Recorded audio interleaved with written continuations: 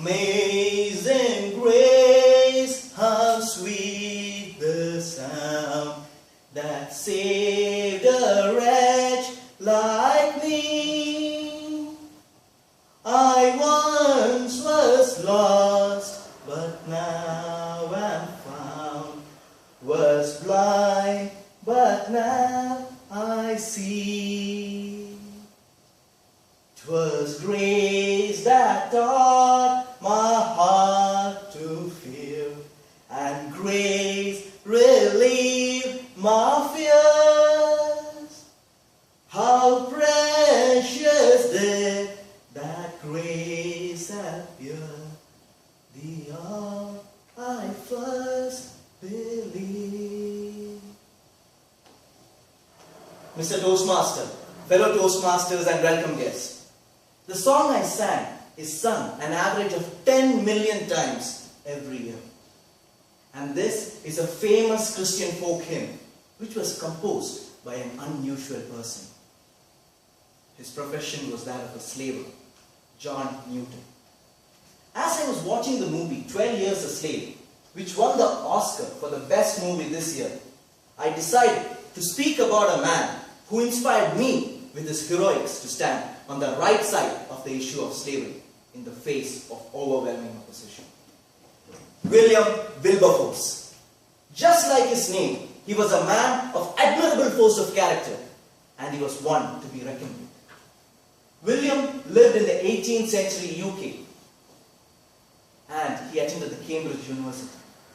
This is where he began a lifelong friendship with William Pitt, a future England Prime Minister. William Wilberforce had led a decadent lifestyle till a change of heart came along with a change in his life principles. This change was thanks to the influence of his mentor, an ex-slaver turned Christian priest, John Newton. John inspired William to give up his vices of gambling, horse racing and playing cards. In the movie Amazing Grace, released in 2007, there is a vivid scene which shows how William was persuaded and convinced of the evils of slavery, and he took it as his life mission to fight for the abolishment of slavery.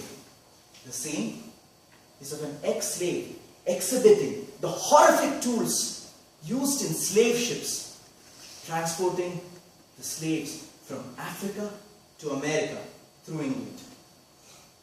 William Wilberforce was a member of the British Parliament, and he used the Parliament as the platform to become the foremost abolitionist in England.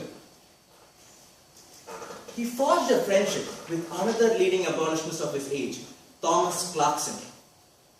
This friendship lasted for 50 years, during which William set out to change public opinion from a state of indifference to a state of empathy among the British people.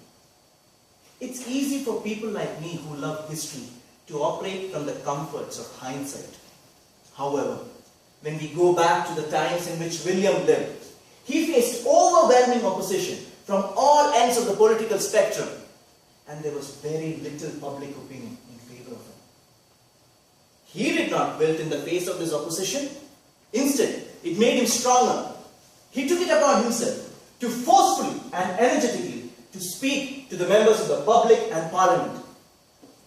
Soon, William's rousing speeches across the breadth and width of England gained him a new group of supporters, and slowly the voices calling out for the abolishment of slavery started gaining favor.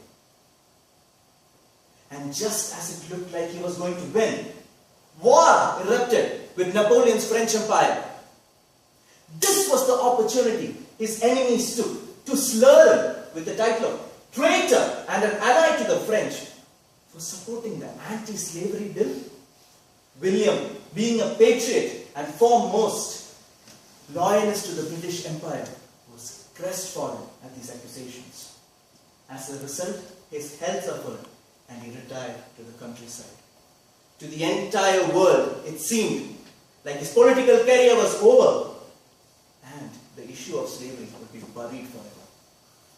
However, defying all his opponents, rising like a phoenix from the ashes, William again took the fight to his opponents in a subtle but clever way. This time, instead of a full frontal attack on the pro-slavery MPs, he decided to go about it cleverly.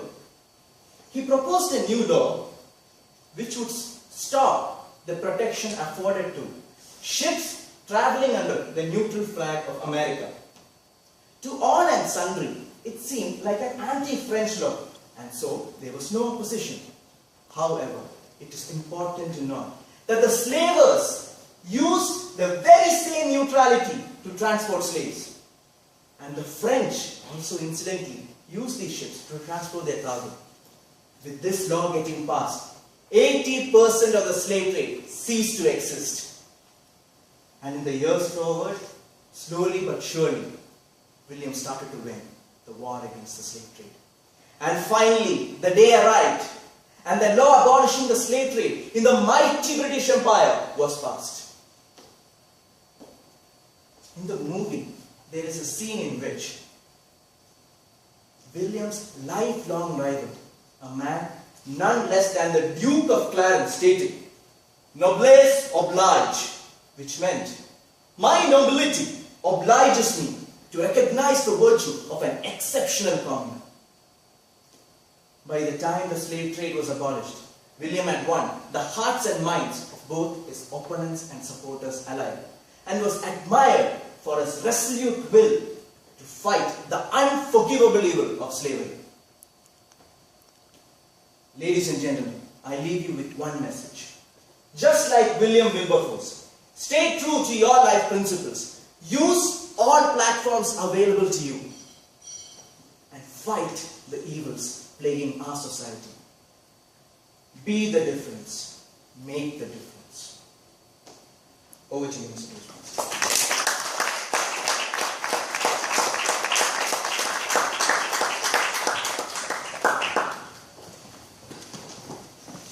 What a flawless day.